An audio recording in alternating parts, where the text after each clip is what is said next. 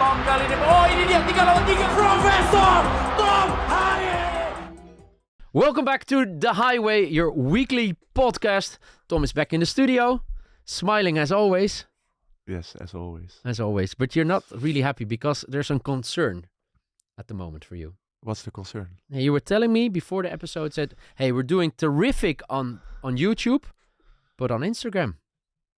No, we're doing terrific on all the platforms, but as I just said to you that the YouTube is growing really fast, and it would be nice that we can grow the Instagram also to the 100K. At We're least getting 100K. close. Yeah. So, of course, everyone, thank you for the support, and let's keep growing. Yeah, and for the people watching, the thing is, if you're watching, we can see that not everyone is subscribed. So make us happy. The only thing you have to do is subscribe to the channel. It's totally free, and then every week you get a new episode of the Haye with Tom Haye, always smiling.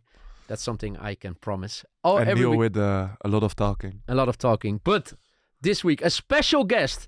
And I think this is a really interesting guest because I spoke to him, I think 3 years ago. And then he already told me a lot of stories about his life in Indonesia. And now 3 years later, I think he can start a book. Let's introduce him. The Beckham of Indonesia, Marc Klok. Hey! Hello, guys. Great to have you on the podcast, Marc. What an intro, man. Unbelievable. Is it good? Yeah, amazing. But it's true, right? We spoke 3 years ago, I think. During COVID, you were in Holland. We did a podcast. Yeah, correct. 3 or 4 years ago. It's the same studio, no? No, new studio. Okay, new studio. FC Afkik is upgrading, yes. Upgraded, it's nice. You found Tom as investor, I like it. Not yet. He still has to pay for my ticket for March, so we still have to push him. But no, I remember that podcast. For the people watching now or listening, it's totally in Dutch, but if you want to give it a try, we put a link in the description. But I was so amazed with your story. We'll dig into that even more today. But before we start, we didn't know what happened. We asked the people, hey, do you have questions for our guest this week, Marc Klok? And then people said, hey, Marc Klok in your show? Why? And then we said, what's going on? And then Tom and I watched a little bit the news in Indonesia. We saw some podcasts. And then, I don't know, probably you can probably better describe what happened over the last week, but it was really strange, right? Yeah, a bit strange, bit overwhelming maybe as well. For something that was not put out this way, you know. I think it's been put out of context a lot. Yeah, I have never had bad intentions when I said something, but I think when we say something in Dutch, when you directly translate it in another language, it can be maybe have a different meaning, you know. I think in Dutch we talk quite freely, with true. not a lot of how do you say that, thoughts behind, or what's the right word? No, but I think you're describing it perfectly. And for the people who are thinking, what is this about? You did an interview with the Dutch ESPN about the former coach, the new coach, and you gave an interview. And I looked at it and I thought, oh, it's great to have Marc Klok on as someone who has a lot of experience in Indonesia.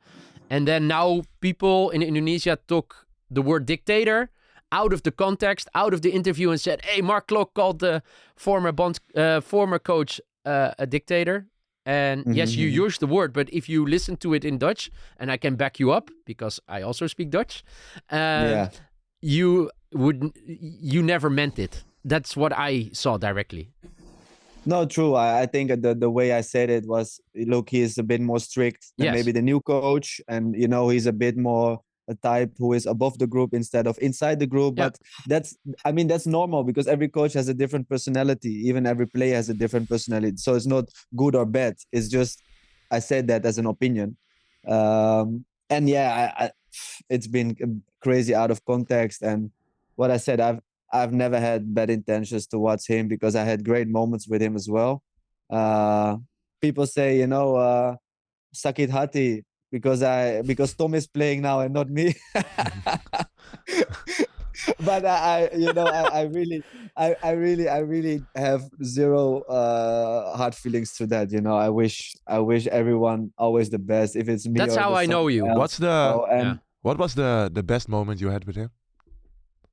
the best moment? I think the best moment was when we were in Kuwait and I scored that penalty, and we know we go to the next round and we go to Asian Cup. We will qualify. I think that's something that I will never forget. He was so happy. I think it was a lot of pressure on everyone, and we wrote history. Because it never happened. So I think that was something we really enjoyed together. Yeah, and I think the good thing is, because how do you guy know each other? Yeah, actually, I know Marc is a little bit older than me, but of course I know him as a football player. Yeah. But honestly, I really got to know him more when he started playing in Indonesia, because he was one of the first Dutch players really playing in the league over there. Yeah. And yeah, you got to hear a lot of stories about the life there, and yeah, I think he made the connection to Indonesia a bit stronger, because before that you didn't hear a lot about the league or how the football is over there, like on a national basis. Yeah.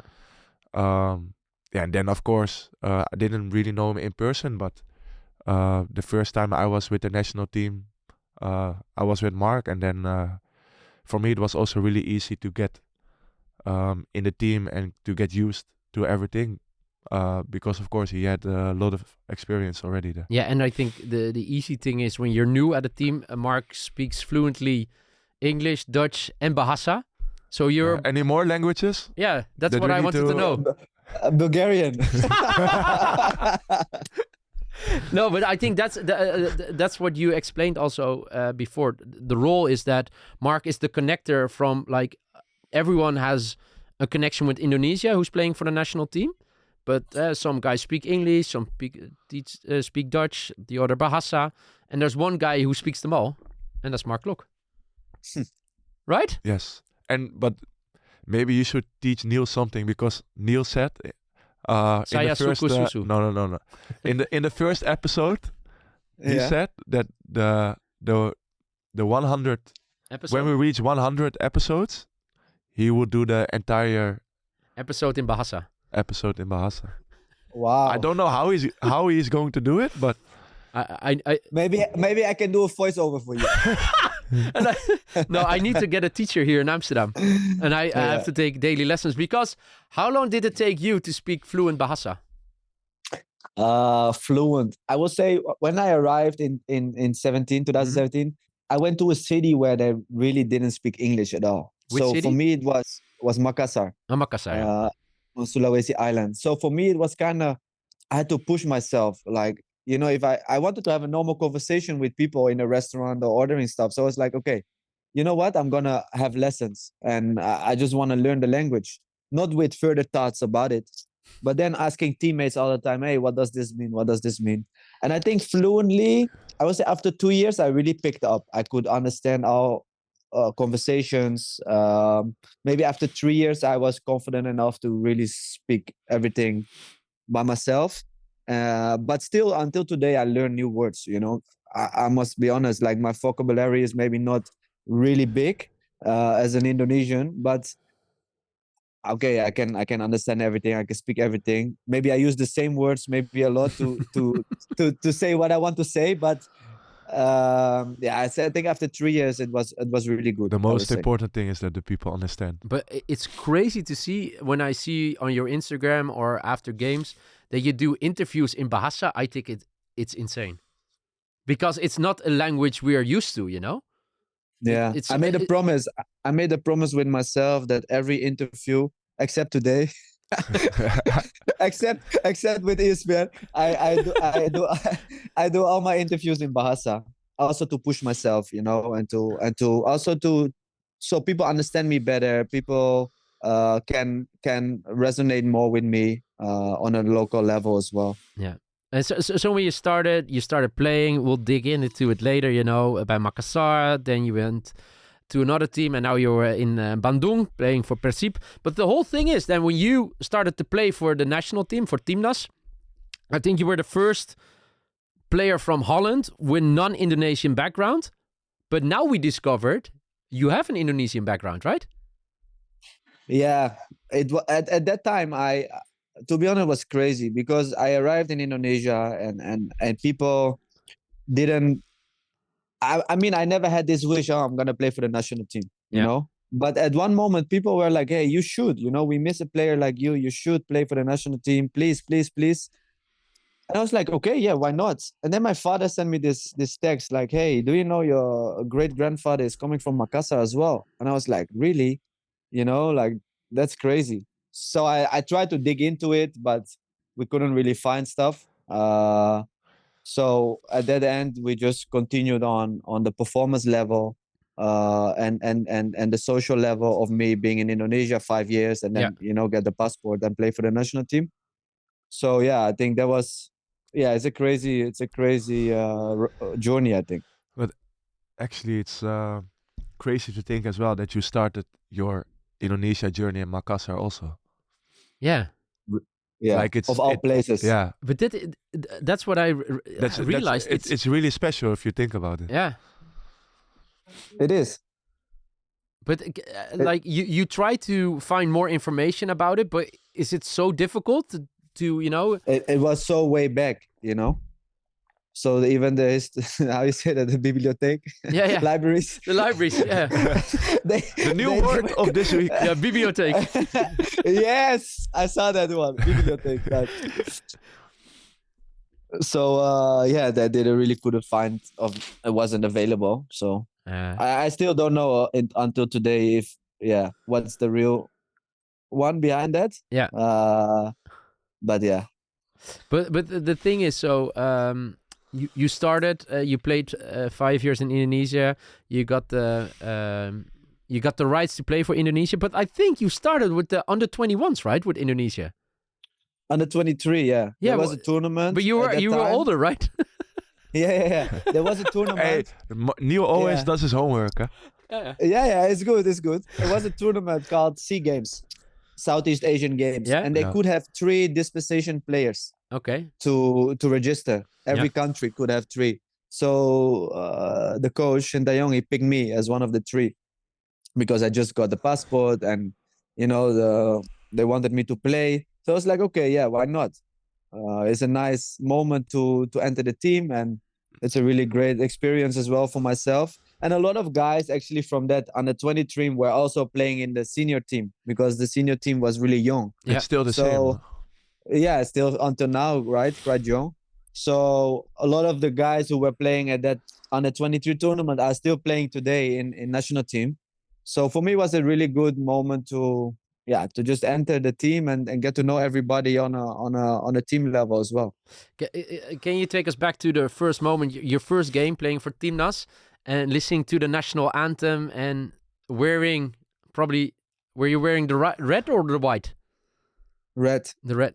Can you take us back for that first game, the first moment you put on the jersey? And I was so overwhelmed. Like I remember I went on training camp. Okay, this was crazy. We went on training camp for 1 month to prepare for this tournament. Tom, I think you are so lucky that you never ever had a training camp before your games. 1 month. Oh my God! It's like preseason, right? Yeah, but even worse. But in preseason, you're maybe 1 week. Season. Yeah. And it was so hard. It was so hard. And okay, after that we survived and the games came. And I remember just putting the tracksuit there and the jersey. I was like, is this mine? We didn't have names on the back at that tournament. Okay. So it was just a number. And I was like, wow, it's crazy, like my dream coming true, because it was a dream at one moment that if I could really do it or not, that people said, no, you are crazy. You could never play for the national team, I said, no, I will. One day I will. And then it happened, and even was under 23, but it's national team. So for me, it was like, yeah, it happened. The news today, they released a new jersey. True. Have you seen it? Of course. Tom Haye as model. How can I miss it? How can I miss it? Hey, I'll be honest. I think we'll be putting out a video hopefully next week. We were there at the shoot. And it was, I think I was really impressed with the jersey. Tom is, you called Tom a model, eh? He's doing his hair right now. Oh, no. But I was really impressed. Because the guys from Expo, they explained us about the new jersey, how it took them 6 months to design it. It's all details in the jersey. There are a lot of details special in the jersey this time. Yes. But going back to you, Marc, did you play with number 23? Your first game? I started that tournament with number 6 because that tournament you only had registration until 21. You could only have 21. This was my problem as well. Why? Yeah. Because I wanted to play with number 33. But? Oh, really? But in official games, like Marc said, the numbers can only be from 1 till 21. Yeah, 23 now. Yeah, but in order. Oh. Yeah. You cannot play with higher numbers. Really? No, it's not allowed. Oh. Do you still have the jersey? I probably gave it away, I think. Really? Yeah, I don't know. Oh, yeah, that's somebody really lucky to have that jersey, Yeah, right? that's really special. So you played, I think now 19 times for the national team? Yeah, 6 with that tournament. Yeah. And 19 with seniors, so 25. Oh, 25 games. Yeah. And what do you think about the new head coach now? I think it's exciting, you know. I don't know him personally. No. I don't know him as a coach. I think we all know him as a player. As a player, we can only have enormous admiration for him. As a coach, what I said, I don't know yet. So I hope the same. I have, of course, I heard some stories from guys who worked with him, and they were really positive about him as his character and the way he was in the group and with the players. So yeah, I look forward to see him working at the national team. Yeah. And we already saw that one of the assistant coaches was at a game from you last weekend. Alex Pastor. And Danny Lansad was with the Airspo shoot as well. With the photo shoot? So we met him. Yeah. Yeah, I know them both. Yeah. We saw a nice picture on Instagram. From Alex? Yeah. Yes. I saw the picture. It's not my best picture, but... No, it was not your best picture? No. It was just after the game. No, you just lost, eh? Yeah, also. That's so. it. But so, I see you played well that game. You had six key passes. Hey! Yeah. Which could be 2, could be assists. Hey, I follow you, Tom. Yeah, good. Hey, Marc. Thank you, bro. This is interesting because we were walking up to the studio and he said, Neil, hey, I created 6 chances and in a good day, that would be at least 1 or 2 goals. You were still disappointed, right?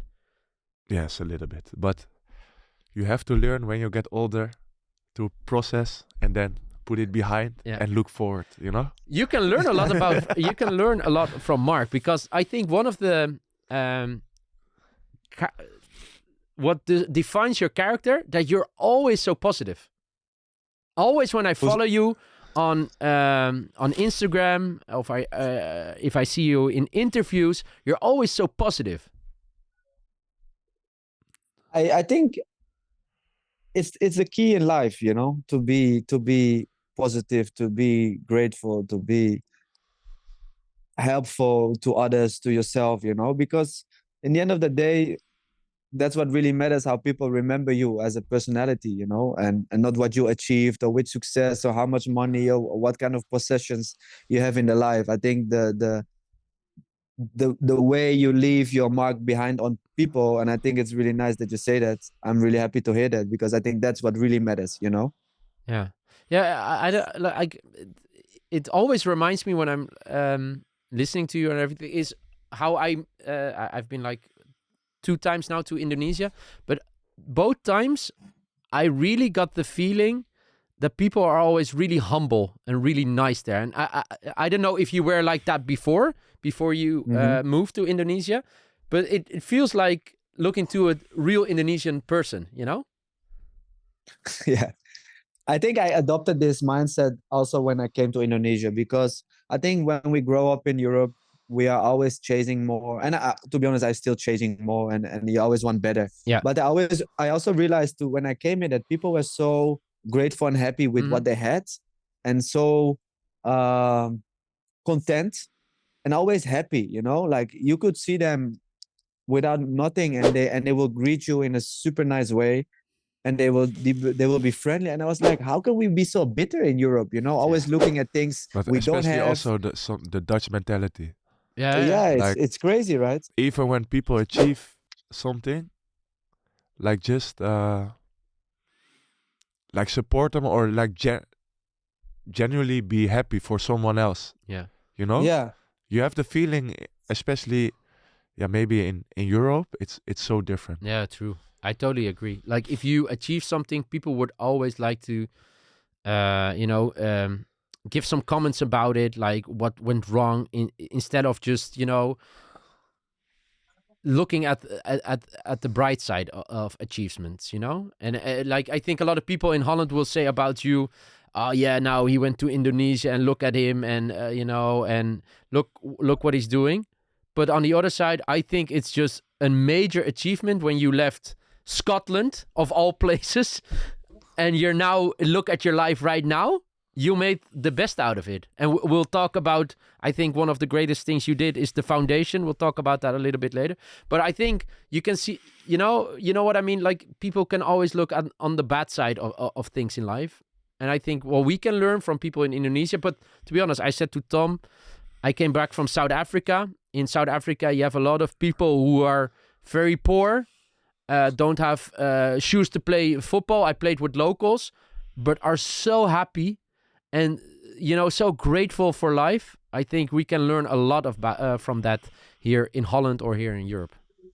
But I think it's nice that you say that, because what is poor? You know, poor is not have money. Yeah. Or, you know, and what is rich? Yeah. You know, and what is rich? True. You know, Yeah. because we in Europe define being rich as someone who has a lot of possessions and money in the bank. But being rich, to be content with your life, even you have nothing. This is for me the real rich, because you are actually happy, you know? Yeah, true. And I think this is what I learned in Indonesia myself. And I think it's also crazy, like what you said, like in Netherlands, we have this mindset of, are we generally happy for others? And I think me as a player, I think, Tom, you can relate, like players with each other, there's always this competition and this hate and this feeling like, I don't want him to succeed, I want to be better than him, and all this kind of world we live in. And I think it's normal at one moment, but I also think that what I always say to myself, I generally can be happy if you score a beautiful goal in Timnas, even I don't play, I don't really mind, you know, I'm happy for you. And I think to have that factor on others, I think that is important, man. And I think that's not really done a lot. So I wish I can keep on doing this, because I think more people should do that as well. Yeah, and with this mindset and lifestyle, will you ever return to Amsterdam? That was my question. Do you miss the Netherlands? Honestly speaking, when I come back on a day in June, July with nice weather and walking through Amsterdam, have a coffee, you know, and sitting on the terrace, and Amsterdam is nice. Yeah. But I think that's only 1 month out of 12. That's what I'm saying. But I swear, Mark, also Bibi, my girlfriend. Yeah. Like dark days, the last weeks. God. I think this was the first time in 8 days that we saw the sun again. Yeah. It can be so depressing, you know? Depressing, yeah. We said all the time, like, it's not really depressing, but when the sun comes out in spring and summer, it's so nice. It changes the mindset of people. You have a few months and it gets just not much daylight. It's dark. And you don't really notice, but you do everything you have to do. But it just feels different. Of course. And it's hard to explain, but from the moment spring starts again, then you feel what it is, you know? Yeah. And he has that like every day in Indonesia. Be careful, be careful they don't write in Indonesia, Tom is depressed in Netherlands. Or his girlfriend. Yeah. No, but so if I listen carefully to your answer, I don't think you will be returning, maybe for a holiday. Yeah, I think my life is here, bro, to be honest. You cannot look in the future, right? That's true. And who knows, I have 2 kids. They need a good education as well. So I don't know what the future brings. But for now, I've not had the thought of saying I will live in Netherlands again. No. I was talking to Tom last week. I just got back from South Africa. It was the sunshine. I was playing football. I was playing paddle every day. I was smiling with my flip-flops, shorts, swimming. But weather does a lot to my God. To our mood. It's crazy how just weather can change your mood and your well-being. But even it's such a big difference if it's 3 degrees with sun, with blue air and the sun shining. It can be really nice. I agree. Yeah. You know what I see sometimes, Tom? I see Tom playing at Almere always angry, and then Tom playing at national team always happy, But I think it's the weather, I've seen it so much. Yeah, of course, yeah. Also a little bit the results, I must admit, but yeah. No, yeah, it's true. It's true. I already mentioned it. The Marc Klok Foundation. I can talk about it, but please take us back to the moment you decided I want to start my own foundation. Yeah, I think I have to go back to summer 22, Ibiza. Yeah. I was with my partner there. He's my old teammate. Did you know that? Really? Estefano van Arnold. Yeah. Yeah. Oh, nice. Right. He was playing right back in my team, and he was like, what would you say, Van der Wiel? Yeah. And his business partner in Holland, Kenny Hoachin. Yeah. He was the right winger. So they were playing on the right side together. Okay. And now they both are very successful with Status Pro Sport, Status Pro Indonesia. But he never told me that he played, so I don't think it was any good. To be honest, he was a really good right back. Not defending, but with the ball, he was really good. Okay. But we were on a trip together, and we were just evaluating the year, and what have we done, what have we achieved, what could we do better. Mm-hmm. And at one moment he said to me, I think it's time to start the foundation. And I said to him, no, I don't think so. I think this is something you do after your career, mm-hmm. not while you're playing. This is the legacy, this is something when I stop, maybe yes, I can do. And he was like, no, we have to create the impact now, because now you are there, you are in the middle of the attention. There can be so much more impact on others while you are active. And we started discussing about it. Okay, but what is the thing that is close to my heart? And I think that was the moment that we started break down everything that, okay, I received so much in Indonesia, and what can I give back that is something that is close to me, what I have had in my youth. And I think, Tom, you can relate, in Holland, we can play everywhere, anywhere, on the streets, and having courts all over where we can, practice our skills outside school hours. And I was missing that in Indonesia. I see kids bare feet on the streets without having the proper facilities. I was like, how can we, with a country of almost 300 million people, not produce talent? How? Mm-hmm. Because one of the reasons is the infrastructure as a child when you are young is not there for kids to develop themselves. So then we were like, okay, one of the things I want to do is create courts and schools where children can have the access freely to educate themselves. So I think that is where it started. Because a lot of the pitches in Indonesia are private, right? Yeah. Oh wow. Or you need to pay for it. Yeah. But I think I just want to. Yeah, I respect you a lot for that, and we also talked about it with Jay in the podcast. Jay Itzes. Yeah, like I'm really grateful that I can play for the national team, and I have a strong connection with Indonesia. And like Mark said, I think earlier in the podcast as well as, of course, we want to perform, but you also realize you should be really grateful that you are in the position that you can perform. Yeah, of course. Or just play for the national team. And like Jay said, like I said as well, I think it's also beautiful to give back. Yeah, I think you maybe started something that we will see in the future. You know what Jay Itse said, that he would love to give something back to Indonesia, and he's still thinking about what is going to be. I think you said, Tom, I would like to see to do something in the future, if it's schools, if it's sports. And I think what you started, I don't know if you really realize it, Marc, but you could be like the example for a lot of athletes in the future, inspiring them by just starting the Marc Klok Foundation. I don't know if you realize that. I think, it's nice to hear. I don't think that was the intention of doing it. And, also one of the things is what I said earlier is we chase so much success, fame, money, achievements in our life on a daily basis. And I think this is a really good drive for individuals to have, especially athletes to have. Yeah. But one of the things what is beyond that is social impact, I think, and doing something for others. And I think I can learn more from that still today. But that's the reason that I said I want to continue doing this. And it's so nice now to see that I actually inspire others with it. I got nominated for the Fifth Pro. I saw it. Award as well. And I never thought about that, like that's even a award, or that's even possible, because I didn't think that big. I just thought I'm going to help some kids, and, honestly, I think if you do it for the wrong reasons, it won't be the same also. But it's with everything in life, because right? It has to be pure, because I think people at the end will notice also if they meet you, if you're like a genuine person or not. Yeah.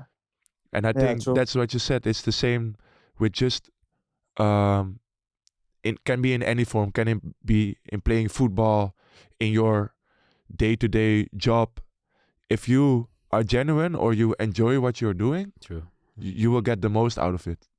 So but I think it's nice if you say you want to do something. Jay said you want to do something. I think we can actually do courts together, with the three of us, and open a football courts from all of us, Yes. Why not?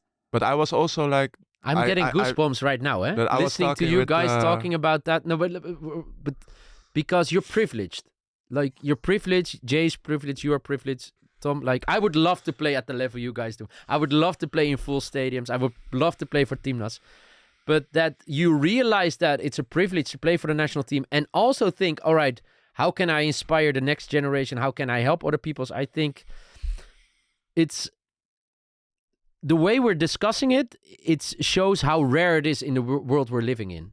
That people are not realizing in which kind of position they are, and they're always thinking about themselves or about another car, a bigger house, more clothes, instead of, hey, how can I help or inspire the next generation? I think the thing, because Jay said it, like he was thinking about it, but he also said a little bit like, if I put it out there, people gonna expect already. But I think also it's really important, like, to think about it, but you don't want it to be forced. No. You want to, like I said, you want to also enjoy, but you also want to really stand for what you are doing. So True. But hey, you listen to his comment. No, yes, maybe you can do something together. Imagine having I'm open for it, for one sure. Of the things I want. Look, it's called the Marc Klok Foundation, and yes, it's nice, and it's as a personal touch. But I don't want that foundation to be about myself only. You know what I mean? Because one of the things I did it was to invite fellow athletes, friends, whatever, business owners, companies, whatever, to write on that together to make an impact. And not just me.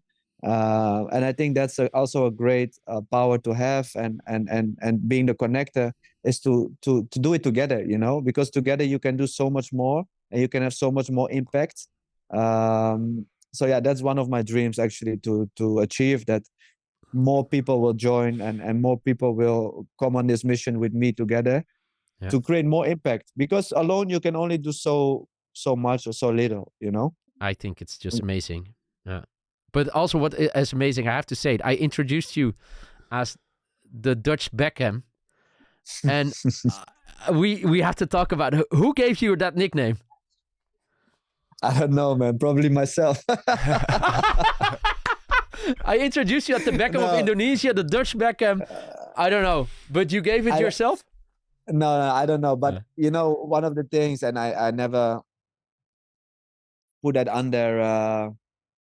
In Dutch we should say on the stoel of Bangkok. but I always said I'm a huge fan. People always say, "Oh, who's your favorite player? Who you look up to? Who inspired you?" We talk about inspiring, and I think one of the reasons why I do or who I am and what I do is because of him. And I always said that. So maybe because of that, people said, "Oh, the Dutch Beckham or whatever," or maybe what I achieved in Indonesia in some way. Yeah. I don't know who gave it, but it's a it's a nice name to have. No? I'll ask the people watching or listening. Okay, if you could choose the nickname, the Beckham of Indonesia or the Professor? If you could choose? I'm just happy with my nickname, Professor. I think it suits me well, and it's fun. And the nickname Beckham of Indonesia is already it's already taken. So. Yeah, it's true. It's true. What do you think that people are giving Alex Pastoor the nickname Professor? No, it's not possible because it's already taken. No. You start a new. You have to make up a new nickname. Before we let you go, because you have to prepare. You have to go to sleep. We got some fan questions. Oh, this is an interesting one from Sema Rawan. Yeah, this is Will nice. Persib be your last club to play for in Indonesia? I think yes. Yeah? No, I think yes. I'm really happy here. I think I can be super grateful for the position I'm in. Seeing all circumstances of being an athlete, and I think Persib have given me the platform to be there, and I think there's nothing more I can wish of being a football player as what I has now. So I think I will end up here. Yeah. Okay. Why did you choose to play in the Indonesian league instead of continuing in Europe? Arik MB wants to know. I wasn't as, how can I say that? I wasn't as good as Professor, so I couldn't stay in Europe. It's an honest answer, yeah. I was just stuck in Europe, that's the answer, and I wasn't really playing. It was difficult. I could stay maybe in countries like Bulgaria again, and I didn't want that. With all respect, I had an amazing time there, but I thought it's time for something new, time for something out of my comfort zone. So that's why I chose one-way ticket to Indonesia. And it's paid off. Few more questions. This is a great one. I love to see Marc and Tom playing together in Timnas one day. What role would each of you play? Mifta Madaut wants to know. That one, Tom can answer that one. Okay. I think honestly we're a little bit maybe the same types. But yeah, the easy question is it would be together on the midfield. Yeah? Of course. Yeah, that's I don't know what other role, or you have any hidden talents, maybe? You want to play in a different role? I think, yeah, what you said, we are maybe a bit the same. I think, but I think we can also complement each other in some way. So I think it will be actually nice to try it out. And I hope. And otherwise, we will play on the courts of Marc. Yeah. No, of the court of us. Yeah. Exactly. The Marc Klok Foundation or the Haye Foundation, or how you will call it. Another question. Do you still dream of playing for Timnas, and do you see yourself playing at the World Cup in the US? We always say we have to dream big, right? Otherwise, what else? What are we putting our efforts for on a daily basis? So yes, of course.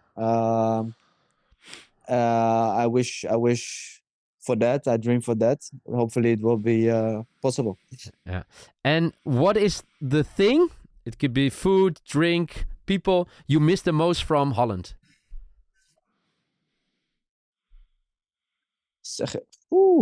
appeltaartje hoor. That's a good one. Apple cake, right? Appeltaart is in the same category as stroopwafel. Ja, man. But die stroopwafel van Albert Kuip, the hot one. But waar appeltaart Jordaan? Winkel? Yeah, can be.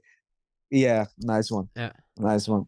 Oh, I need to try. Have you never been there? No. You know that Bill Clinton, the former president of the United States, he went there, and every time he met someone from Holland, he would always refer to the appeltaart in the Jordaan. Yes? Yeah.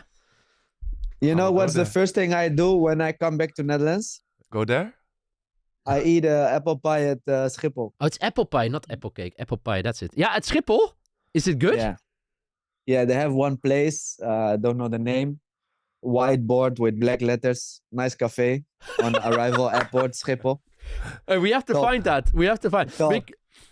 First thing. Yeah, but this is the same. Like when you go to Indonesia. I will. The next time I'm at the airport, I will record myself eating the apple pie. But it's similar to you. Every time you go to Indonesia, you sata ayam in the hotel. Room service, yeah. Yeah, and Marc, every time he comes here, hey, it was great. Last week we had the Dutch word. Verschrikkelijk weer. Terrible weather. And can we listen to the winner, Kenneth? Verschrikkelijk weer. So this was pretty good, Tom. Yes, I think he has practiced a lot for this one. But I'm impressed. Marc, for you, the honor. What's going to be the Dutch word of this episode? Bibliotheek. Bibliotheek. I think it's good. Yeah, like if you heard it in the episode before, it means library. Yeah, library. Bibliotheek. It's a nice one. Yeah. Without the... Yeah, without the good one time, yeah. Wow. Like, to be honest, every time if we have a guest on the show, I feel we have to talk longer. Yes, yeah. If it's up to you, the episodes will be 2 hours every time. Yeah, because, I don't know, it's just, I just get so much happiness from talking. Kenneth, I don't know why the paper in the outro says, thank you, Jay, for coming, but we have to stay sharp also. This is mean. This is really mean. I saw that one, but I didn't want to comment, you know? This is really mean. No, but to all... being all serious, I really, really, really enjoyed this conversation, Marc.